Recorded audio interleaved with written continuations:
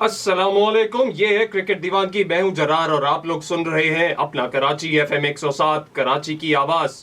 PSL 8 का हंगामा जोरों शोर से जारी है। 13 फरवरी से 26 फरवरी तक पीएसएल का हंगामा रहेगा कराची और मुल्तान के स्टेडियम्स में, जबकि 26 फरवरी से लाहौर और रावलपिंडी के मैदान करेंगे मेजबानी पीएसएल 8 के रिमेनिंग मैचेस की, और 19 मार्च को खेला जाएगा फाइनल। पीएसएल के सीजन 8 का एक घमसान का फाइनल होने की उम्मीद है। जैसे कि हम देख ही रहे हैं कि मैचेस भी बड़े, जो कल और परसों का मैच हुआ पहला और दूसरा मैच, बड़े ही एक्साइटिंग थे, और आज भी एक मैच खेला जा रहा है इस वक्त मुल्तान के क्रिकेट स्टेडियम में। जी हां, ये मैच है मुल्तान सुल्तान और क्वेटा ग्लैडिएटर के बीच। लेकिन इस मैच पर बात करने से पहले हम बढ़ेंगे कल हुए मैच की डिटेल्स की तरफ और अपने सेगमेंट की तरफ जाएंगे तेजी से, जिसका नाम है मैच एनालिसिस।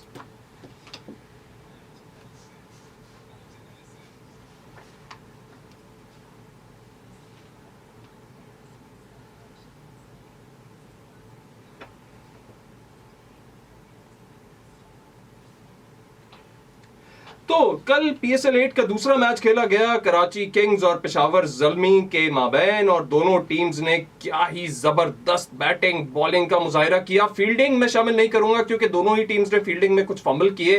पेशावर ज़ल्मी के फंबल्स कुछ ज्यादा थे, वो लग रहा था कि कराची किंग्स को वो मौका दे रहे हैं। नेशनल स्टेडियम में, नेशनल क्रिकेट अरीना के अंदर ये मैच हो रहा था और बड़ा ही दिलचस्प मैच था और एक दिलचस्प मुकाबले की उम्मीद थी, और वो हुआ भी। आखिरी बॉल तक ये मैच गया और आखिरी बॉल तक ऐसा लग रहा था जैसे मैच किसी भी तरफ पलट सकता है। पेशावर ज़ल्मी या कराची किंग्स, कोई भी बन सकते हैं फातेह इस मैच का। तो पेशावर ज़ल्मी ने बेसिकली टॉस जीता और टॉस जीतकर कराची किंग्स को दी बॉलिंग की दावत, और बॉलिंग की उन्होंने कराची किंग्स ने और खुद की उन्होंने बैटिंग। तो पेशावर ज़ल्मी के अगर हम बैटिंग कार्ड पर नजर डालें तो मोहम्मद हारिस और बाबर आजम ने ओपनिंग की। मोहम्मद हारिस 10 रन बनाकर 5 गेंदों में उन्होंने बनाए 10 रन, और एलबीडब्ल्यू का शिकार हुए मीर हमजा की बॉल पर और पवेलियन वापस लौट गए। मोहम्मद हारिस से पेशावर ज़ल्मी के फैंस को उम्मीदें थी, लेकिन वो उन उम्मीदों पर पूरा कल तो नहीं उतर सकते। देखते हैं कि आने वाले मैचेस में पूरा उतर पाएंगे। पेशावर ज़ल्मी की बैटिंग की शुरुआत इसी तरह कुछ परेशानियों का दो चार रही, जबकि साइम अयूब भी जल्दी आउट होने वाले खिलाड़ियों में से हैं। 2 गेंदों का इन्होंने सामना किया, पहली गेंद पे 1 रन बनाया और अगली गेंद पे मीर हमजा की बॉलिंग का ही ये भी शिकार हुए उसी ओवर में जिस ओवर में मोहम्मद हारिस आउट हुए थे। ये भी पवेलियन वापस लौट गए रन आउट होने की सूरत में। इसके बाद आए Tom Collar Cadmore. Tom Collar Cadmore की क्या ही बात है, उन्होंने अपने कप्तान बाबर आजम का साथ निभाया बहुत देर तक और बहुत दूर तक।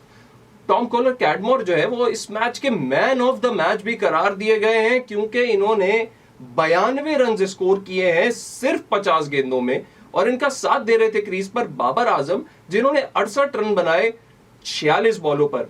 टॉम कॉलर कैडमोर की वजह से पेशावर ज़ल्मी का एक बहुत बड़ा ख्वाब सा पूरा हुआ। पहली वो टीम बन गई दूसरे ही मैच में जिसने एक बड़ा टोटल पहली इनिंग्स में खड़ा किया। 200 रन्स का टारगेट दिया कराची किंग्स को कि जाओ भाई चेस कर लो अगर तुमसे हो पाए। हमने तो टारगेट एक बड़ा खड़ा कर दिया है। बात करें अगर हम फॉल ऑफ विकेट्स की, तो पेशावर ज़ल्मी की विकेट्स शुरू में तो जैसे कि मैंने कहा गाये बगाए गिरती रही। पहली विकेट उनकी 15 रन के स्कोर पे गिरी, जो कि थी मोहम्मद हारिस की।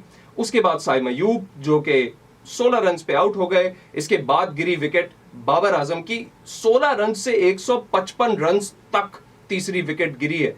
तो ये शराकत जो बाबर आजम की और टॉम कॉलर कैडमोर की है, ये बहुत बड़ी शराकत थी।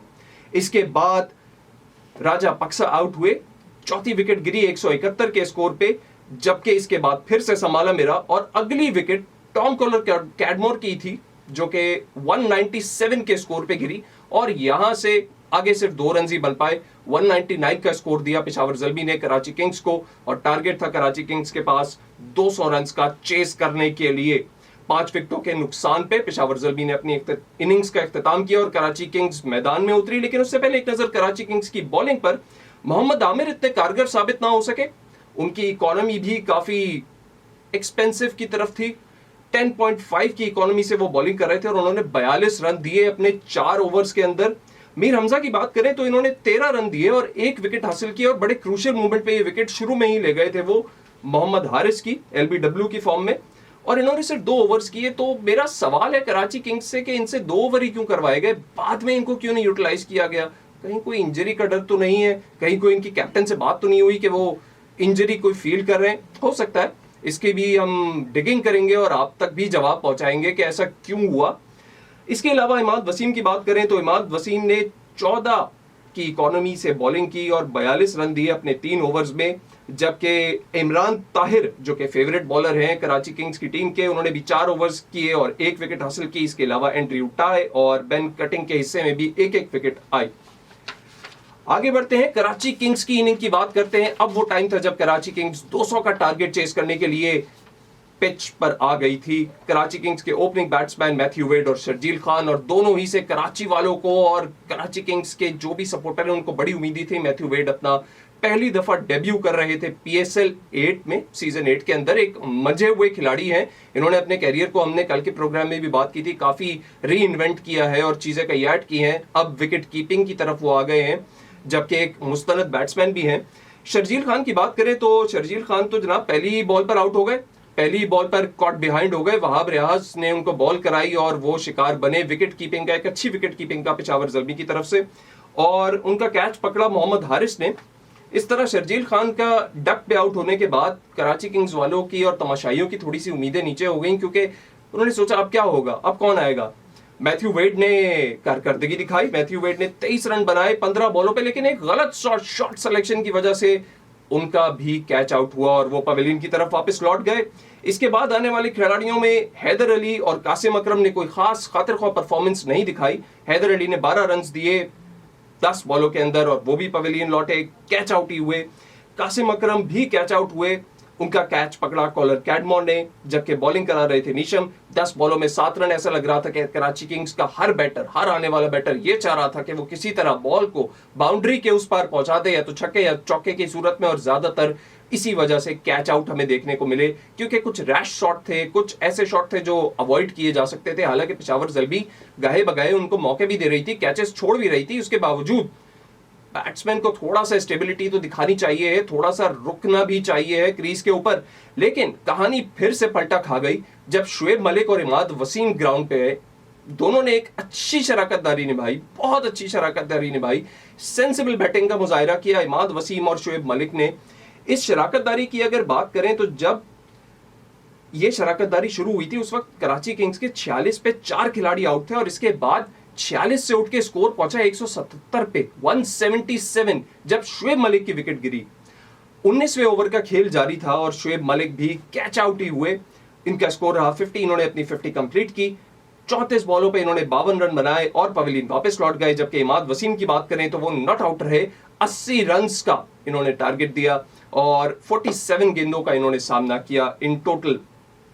मुझे वैसे अफसोस है टॉम कॉलर कैडमोर की सेंचुरी का, वो सेंचुरी अगर कंप्लीट हो जाती तो क्या ही बात थी, बड़ा करीब थे वो सेंचुरी का, 92 रन बना लिए थे और अच्छी बैटिंग का मुजाहिरा कर रहे थे। चले नेक्स्ट मैच में सही अभी ना सही। बॉलिंग पे नजर डालें तो पेशावर ज़ल्मी की बॉलिंग में वहाब रियाज ने 2 विकेटें हासिल की, 34 रन दिए अपने 4 ओवर्स के अंदर, 8.5 की इकोनॉमी का रेट था उनका। खुर्रम शहजाद की बात करें तो उन्होंने कोई विकेट नहीं ली और 47 रन दिए। जेम्स नीशम की बात करें तो इन्होंने भी 2 विकेटें हासिल की, जबकि 4 ओवर्स इन्होंने मुकम्मल किए। 6.5 की इकोनॉमी से सबसे ज्यादा इकोनॉमिकल बॉलर साबित हुए हैं ये पेशावर ज़ल्मी की टीम के लिए। शाकिब अल हसन की बात करें तो वो कोई विकेट ना ले सके, अपने 3 ओवर्स में 32 रन दे के चले गए। सलमान इरशाद की बात करें तो उन्होंने 42 रन दिए और 4 ओवर्स अपने कंप्लीट किए और 1 विकेट हासिल की। जबकि सुफियान मुकीम की किस्मत भी कह लें कि 1 ही ओवर आया और उन्होंने 14 रन दिए उस ओवर के अंदर और कोई विकेट हासिल नहीं कर पाए। उम्मीद नहीं हारनी कराची वालों, कराची की टीम के अभी और भी मैचेस बाकी हैं। ये मैच भी काफी कांटे का मुकाबला था, कहीं भी मैच पलट सकता था, लेकिन असल में मैच पलटा कब, ये मैं आपको बताऊंगा अपने अगले सेगमेंट में, जिसका नाम है टर्निंग पॉइंट।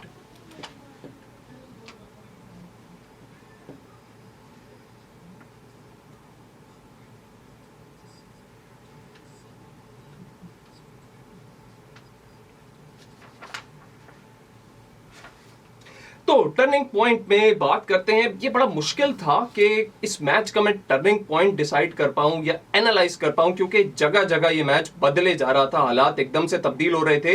लेकिन फिर भी अगर मेरी नजर से देखें तो शुएब मलिक का कॉट बिहाइंड, जो वो विकेटों के पीछे कैच दे बैठे अपना, वो एक टर्निंग पॉइंट था इस मैच के लिए। उसके बाद कोई ऐसा बड़ा स्कोर रह भी नहीं गया था, लेकिन फिर भी ये टोटल जो है वो चेज नहीं हो सका और पेशावर ज़ल्मी मैच की फातेह करार पा गई।